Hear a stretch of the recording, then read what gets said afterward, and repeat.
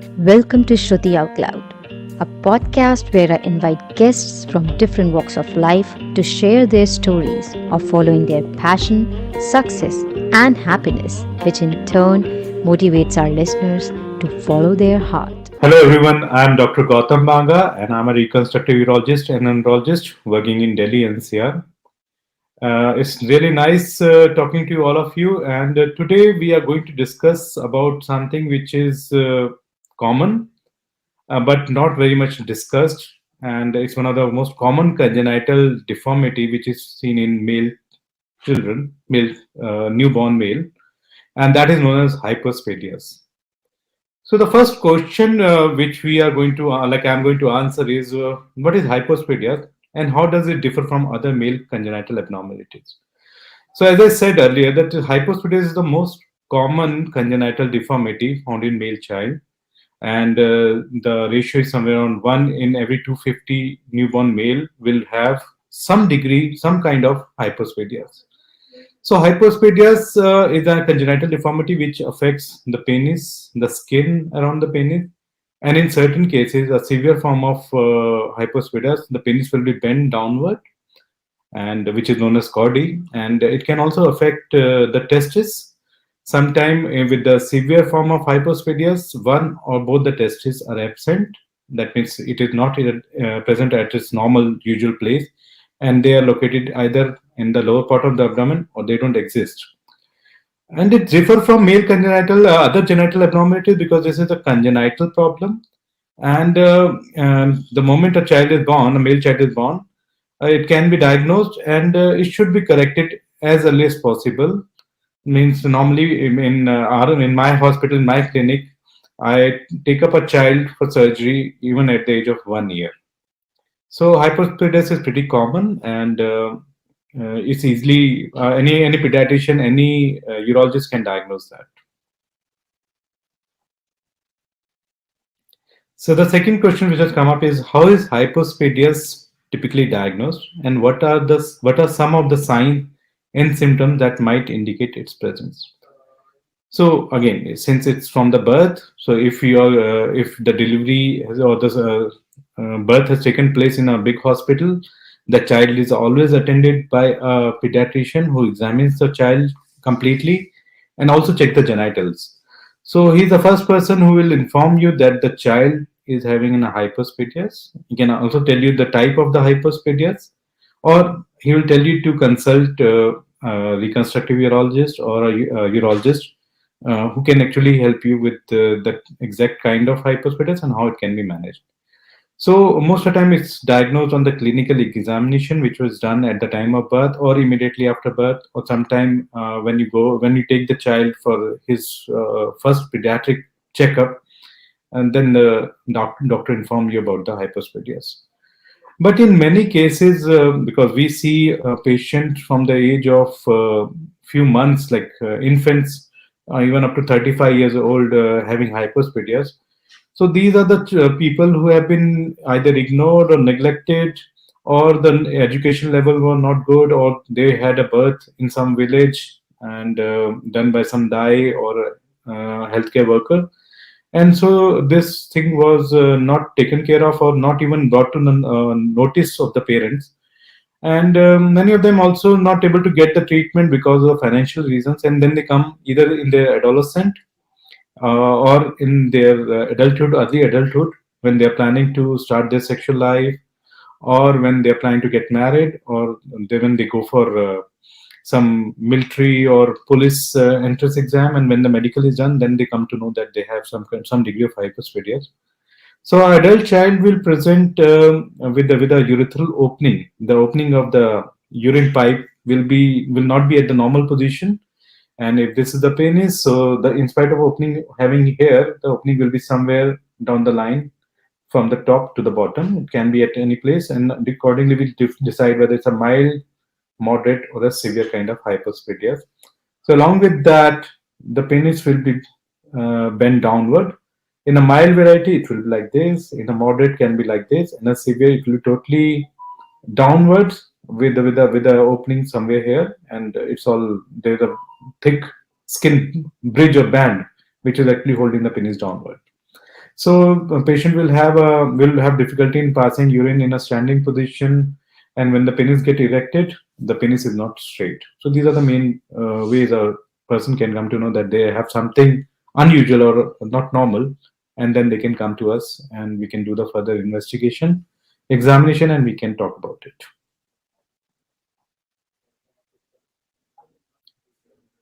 So third question which has come up is what are some of the potential complications that can arise from hypospadias both in childhood and later in life? So as I said that the hypospadias is of various types. So if it's a mild variant, it will not cause much of problem. But yes, cosmetically the penis will not be the normal as compared to the other children. So in childhood, the problem that patient can face or the complication the patient can face is that if the testes are undescended, that is, the testes are not in the same position along with the hypospadias, it should be brought down as early as possible. Otherwise, the function of the testes can get affected. If the penis is downward, the child will have difficulty in passing urine in a standing position, and most of the time he will be using a washroom and in a sitting position, which is quite embarrassing for the child.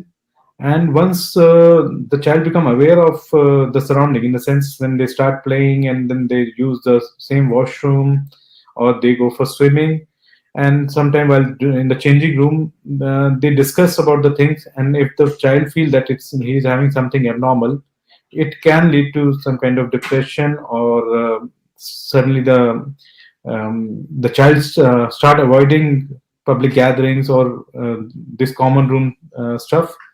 And so that can bring a lot of changes in him. He'll try to be stay alone most of the time, not able to interact with his classmates or his fellow children. So more important is that we should talk to the child if he's facing some kind of issue in passing urine, or if he feels something abnormal, he should talk to his parent, and the parent should also talk to the child about that. In the later life, the most common problem a person can face is difficulty in doing the sexual act, because if the penis is downward, he'll not be able to do a routine sexual activity. The partner will have some pain or not comfortable with the act. It can also lead to infertility if the opening is very low. Then even after a normal sexual act, or even after a sort of a normal sexual act, the semen will stay outside, and so the for infertility can come in. The partner as well as the patient will have difficulty in having a normal pregnancy and fathering a child.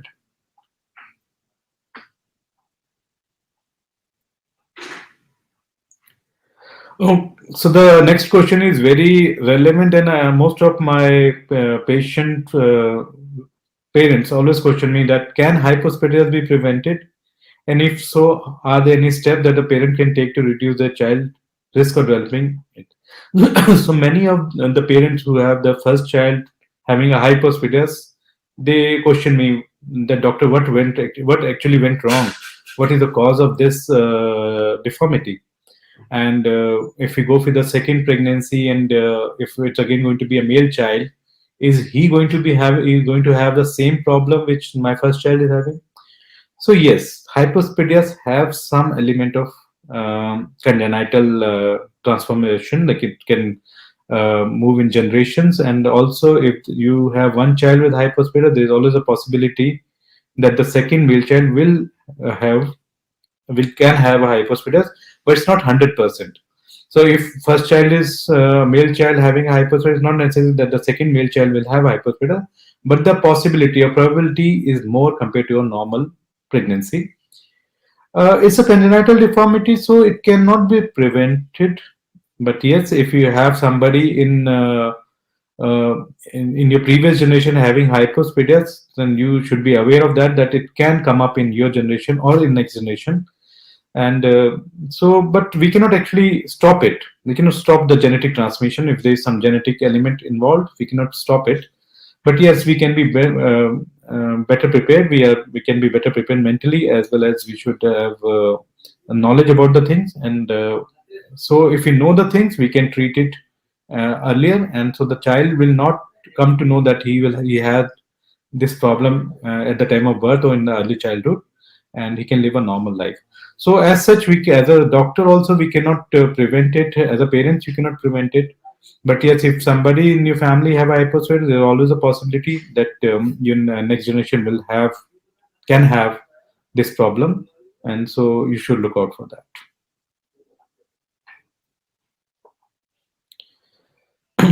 So next question is, what is the long-term outlook for patients with hypospadias, and what they can expect in terms of quality of life and overall health?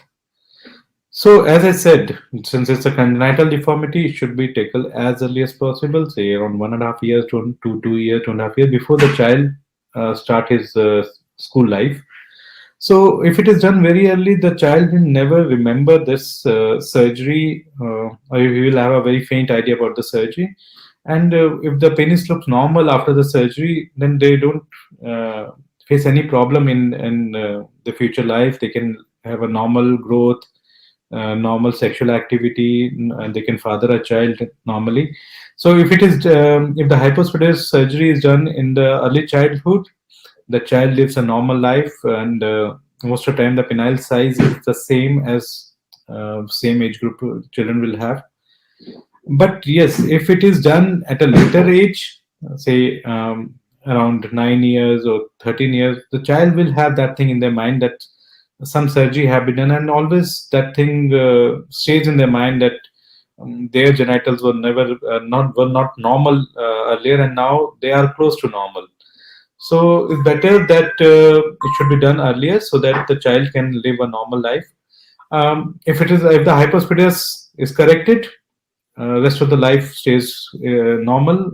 They can have a good growth. They can have a normal interaction with people.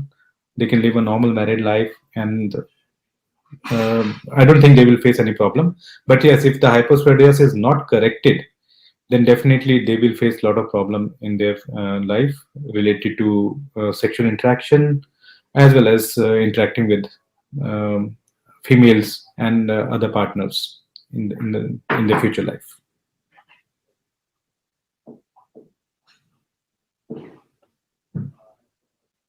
So the next question which has come up is like how important it is for patients with hypospadias to receive care, ongoing care and monitoring, and what should they expect in terms of follow-up appointment and testing. So when a child comes to us, we after the examination we finalize the date of surgery. The surgery lasts from say 1 hour 30 minutes to 2.5 hours, because it's a microsurgical procedure done with a lot of skill, so it takes a lot of time. But the recovery is super smooth. The same day the child start taking his normal meals. Next day he can go for a small walk. Catheter with dressing will stay normally stays for say 10 to 12 days, and we have to change dressing 2 or 3 times during that 12 or 13 days period. But the child will never have any kind of pain, so they are very cooperative. And once the catheter and the dressing are out, the child can do all his routine work within 2 or 3 days of removal of the catheter. They can join their schools. They can start doing their normal routine activity, or even they can go for their play time after say 15-20 days of surgery. So normally we call a patient for a follow-up after 2 months to just to check how the healing is taking place. And if the wound has healed completely and the child is passing urine from the tip with a straight penis, we tell them not to come for frequent follow-ups. They can come up once the child growth starts taking place. That is somewhere around 6 or 7 years or 10 years, and then they can come for just a review. So once the hypospadias is corrected, it doesn't require very frequent follow-ups. But yes, in an adult, we have to see whether there is some residual curvature, and whether he will require some kind of intervention in future to correct the curvature. We have to check the urine stream in an adult, because in adult the urethral lumen has to be of a bigger caliber, and so we do uroflowmetry, which is a way by which we can check the urine flow, and we advise it to be done every year after the surgery. And if it's static or stable for 2 or 3 years, then there's no need to come for any further follow-up until unless you need any kind of um if you have any kind of issues or you need any further information regarding that. No. Again, the next question which has come up is that there any non-surgical treatment for hypospadias such as hormone therapy or medication? So the answer is that it's a deformity. So if something is not normal, we have to bring it to normal or as close to as normal. So the only way we can do is to do the surgery and to correct the deformity and give the penis the normal looking shape, as well as uh, urine pipe should be constructed so that the patient can pass urine in a standing position. In certain cases, when the penile size is small in a child, we might give hormone therapy, that is in the form of testosterone gel or injection for 2 to 3 months, so that the penile size goes up a bit and the vascularity increases so that the healing is better. But it's not mandatory in all the patients, and if the penile size is decent enough, we can straight away go with the surgery without giving any kind of hormone supplement or hormone therapy. So the only way by which we can correct hypospadias is to do surgery. Earlier, the better. And yes, this you have to see with how much that center is actually doing, because it's a skill set. It's not something like a kidney stone which is done day in day out, and most of the urologists are doing. So there are very specific centers for hypospadias, and in our hospital, everything is very much streamlined. From the moment a child enter my OPD till the time he get discharged, or even when he come for the dressing, everything is very much streamlined. My staff is very much trained for that. My OT staff knows what kind of instruments are required, so I don't have to really rush from one place to another. Everything is very much streamlined. So these dedicated centers really makes a huge difference when it comes to results as well as the post of care.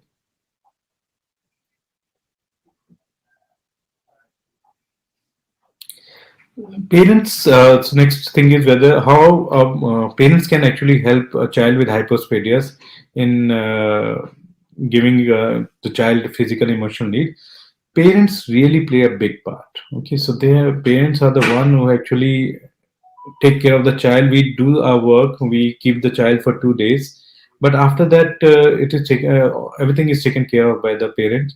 And I'm telling you, parents are really helpful, and because of them, we are able to do around 20-25 hypospadias every month because of the parents' cooperation. So they sit with the child the whole day, so that there's no soiling of the dressing and the catheter is taken care of.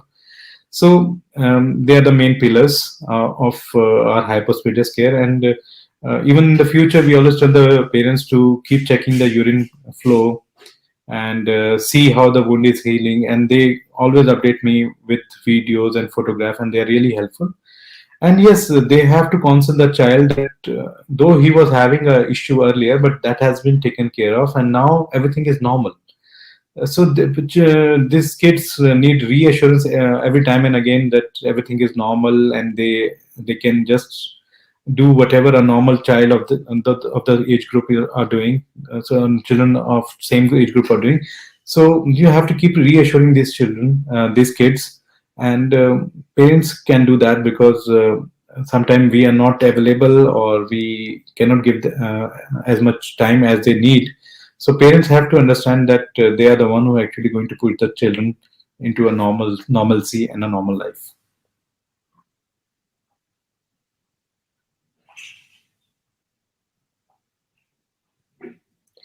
So, what advice would you give to someone who has been diagnosed with hypospadias, or to their loved one who are seeking to support them? So, as I said, it's a congenital deformity, so nothing can actually change the things. We cannot go back and change the things. So, if a child is having a hypospadia, if adolescent is having a hypospadia, the first thing is to come for consultation to get themselves examined. The parent should bring their child, and if it's adolescent or adult, they should come and meet a good reconstructive urologist. All aspect of treatment will be discussed. Proper examination is required in context with penile size, curvature, how much skin is there, and there are many patients who have been operated in the childhood, which the surgery have failed. So they need treatment. They need treatment. They cannot live with that failed surgery. So a lot of uh, young male come to us with the failed hypospadias done at a rural setup or a small city, and so they need assurance that everything will be all right after the surgery. So once you're diagnosed with hypospadias, or you come to know that you have hypospadias, don't panic, don't feel low, don't get depressed. Everything is correctable, everything is treatable. So consult us, consult any good reconstructive urologist, and then the treatment protocol starts, and we can take care of the things in a better way. So if you know somebody who is suffering from hypospadias and not willing to come, you can always talk to them. I'm always available for video consultation, any kind of video demonstration, and there are many testimonials, patient testimonials, who can help you in understanding how they have gone through their journey of hypospadias correction.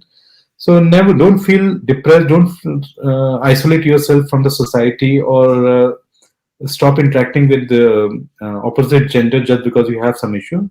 Within a month time, you can always have a normal looking genitals, and you can resume your, or you can start your sexual activity, say within 2 months of the procedure. So don't get depressed, don't feel shy, everything is treatable.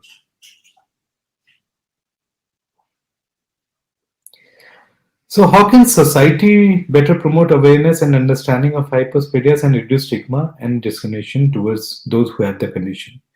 So, if you compare the Indian society, yes, we still don't want to talk about genital deformities, and but in US or in European countries, there are various groups which actually promote awareness about the problems, and parents can always contact them. They provide them all the literature, photographs, how to take care of the child before, during, and after the procedure. So we have to have these kind of societies and groups in India. So I'm working on it. We are around 4 5 reconstructive urologists who are doing mainly dealing with this hypospadia.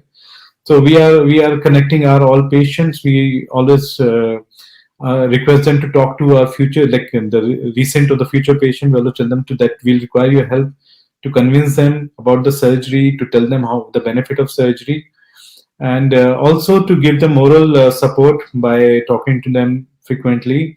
And the patient who are going undergoing the surgery can also talk to them. The parents can also talk to the previous patient or their parents, and this way, actually, everybody get bond together. Though they're getting bonded because of the illness, but then they become friend, and then everything become very smooth between them. And so we need this group, and hopefully we'll have this kind of group in future to prevent provide awareness about this, as well as to give support, emotional, as well as if they need some kind of financial support for the surgery, these kind of group can help them. So this was a brief overview about the hypospadias, how, when, what kind of problem a child or adolescent or adult can face with the hypospadias, how we are managing, and how things are managed everywhere around the world. So any kind of issue, you can always reach out to me, any of your loved one, or even if you are a young guy facing this problem of hypospadias, you can always reach out to me, or you can reach out to any reconstructive urologist in your city. Talk to them. Everything has a solution. You can only live a normal life with that after the surgery. And surgery is very, like, they're very result oriented, and if it is done at a good place with good post-op care, it gives very fantastic result. So hypospadias is not something which you have to live with. It is treatable, and so go ahead, get it corrected, and live a normal life. Thank you. Shruti Out Loud welcomes all stories. It can be a brand, it can be an organization, or it can be a person. The only thing common would be passion for life. Please subscribe to this podcast on Spotify, Google Podcast, Apple Podcast, Amazon Music, Ghana Podcast, and every other platform where you can hear this. Please leave a review, as that helps my podcast to grow. Thank you once again. See you for the